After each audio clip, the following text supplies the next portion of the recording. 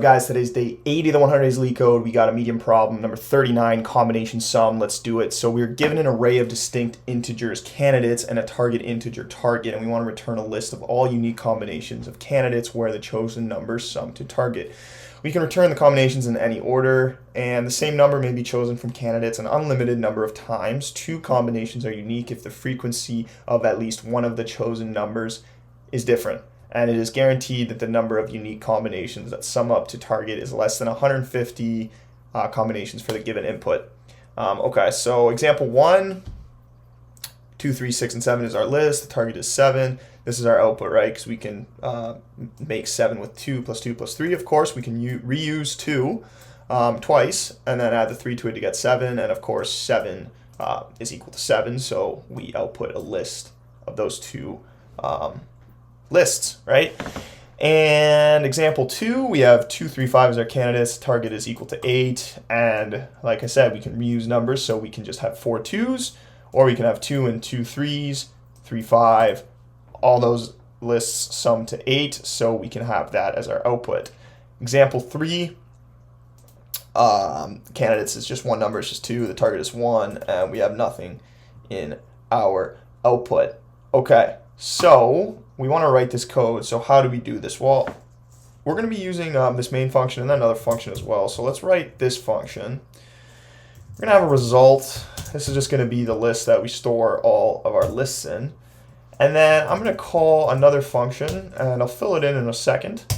And then basically by the end of that, we are just going to return our result. Okay, I'm calling this function BT because today we're going to be using basically like a sort of backtracking solution.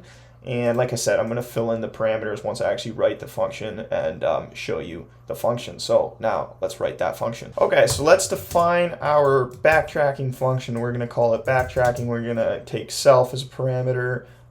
We are going to take a list, and basically this list is basically going to be the list of possible numbers that we can add to our list that we're going to be potentially adding to our result list. Okay, it'll make a bit more sense in a second. It's going to take the target, which this number is not always going to be equal to this target. This number is going to be consistently changing, and we'll see how that happens. We're going to take a temporary list that's going to store sort of all the numbers that that are in this current sort of potential solution to this problem, and then we're going to take a result list, which is actually just going to be this. So now let's fill this in. So of course we already have self. We can put in candidates as the list. We can put in target as that. Temp is going to be to start off with an empty list, and then result is going to be our result list. So those are both going to be, of course, result is also an empty list. Okay, let's write this function. So what we're going to be checking for is we're going to say if target is less than 0, we're just going to return. And the reason why we're going to return is because we have now sort of overshot our solution, and we do not need to include the particular this particular value of temp in our result list. Okay, now this will make a little bit more sense once we get to the case of target being greater than 0. But for right now, we're going to say if target is equal to 0, well then we have found a combination that satisfies our target. The reason why we're checking for 0 is because at the end, inside this function, we're going to add recursive calls to this function that's basically going to subtract the current number that we're checking for from target.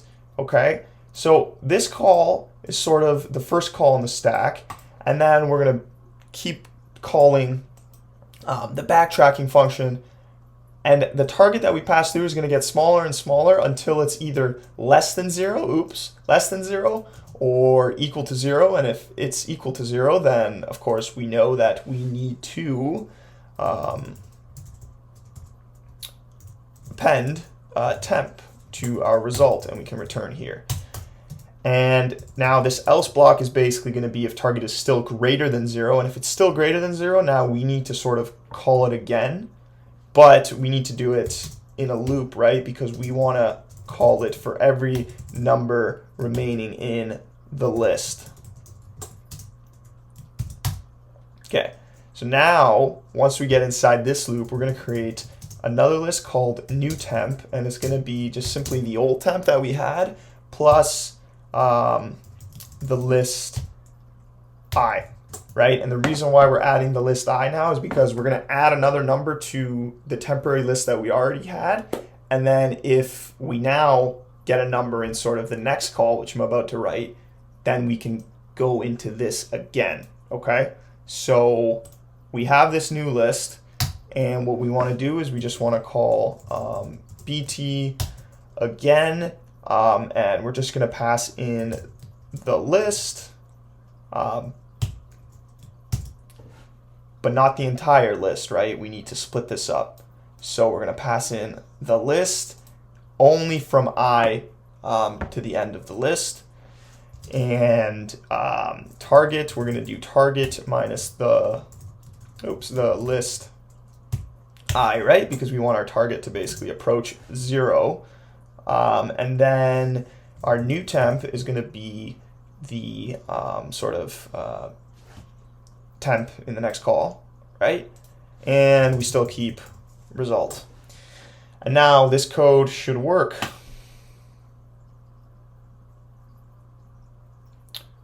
Yeah, well, it would work if I put a colon.